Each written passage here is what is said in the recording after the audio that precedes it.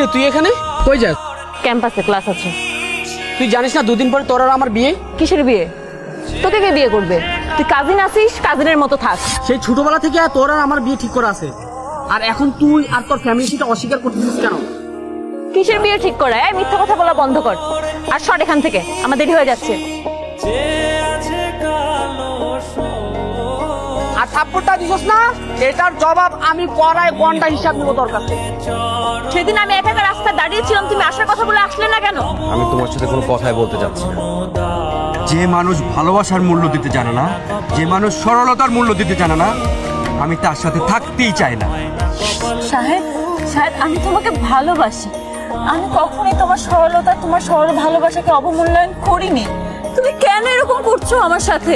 তাহলে ওই ছেলেটাকে? কোন ছেলেটা? ওই ছেলে যার সাথে তুমি রাস্তায় হাত ধরে কথা বলছিলা, যার সাথে তোমার 2 দিন পরে বিয়ে হওয়ার কথা, সেই ছেলের কথা বলছি আমি। ভাগ্যটা না আসলে আমারই খারাপ। আমি এমন একটা মানুষকে ভালোবেসেছি যে ট্রাস্ট করতে জানে না। আমি তোমার আর কোনো কথাই শুনতে যাচ্ছি না। আমি যা বুঝার সব বুঝে গেছি। কিচ্ছু বোঝো নাই তুমি, শুধু ভুল বোঝা ছাড়া। ওই ছেলেটা আমার কাজিন ছিল। ওর সাথে না আমার প্রেম আছে, নাই ওর সাথে আমার বিয়ে ঠিক হয়েছে। ও আমাকে একতরফা পছন্দ করে। আমার ফ্যামিলি, আমরা কেউই চাই না ওর সাথে আমার বিয়ে হোক। ওর জন্য আমরা নিজেদের বাসা ছেড়ে ভাড়া বাসায় চলে এসেছি একটুখানি শান্তিতে থাকার জন্য। আর ও এখন তো ও আমাদের এই বাসার ঠিকানাও জেনে গেছে।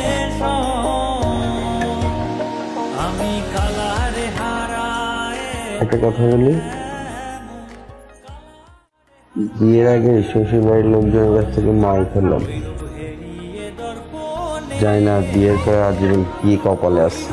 কি আর হবে, বিয়ের পর আমার হাতে মার খাবা?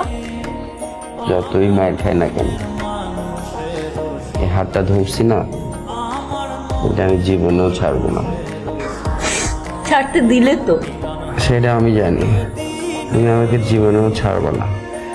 আজকে তোমার ভাই কাম প্রেমিক আমাকে যে মাইটটা দিছে, আর তারপর সারা জীবন তো তুমি আসো মাইট দেওয়ার জন্য রেডি হয়ে। ঠিকই আছে একদম। আর কি বললো তুমি এটা? প্রেমিক মানে কি? কেউ একতরফা পছন্দ করলে প্রেমিক হয়ে যায় নাকি? ফাইজলামি করতেছো তুমি এখনো আমার সাথে?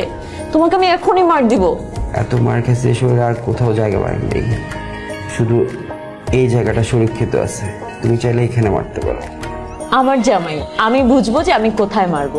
তুমি এত কথা বলো কিসের জন্য? তোমার কাজ শুধু মায়ের খাওয়া আর বাজার করা। শুধু কি মায়ের খাবো আর বাজার করবো? ভালোবাসবো না? খুব আসছে সে ভালোবাসতে। কয়েকটা পিচ্চি ছেলেদের সাথে পারলো না, মার খেয়ে এখানে পড়ে আছে। আর বুঝো না কেন? ওরা তো আমার শালা, শালাদের গায়ে কি হাত তোলা যায়?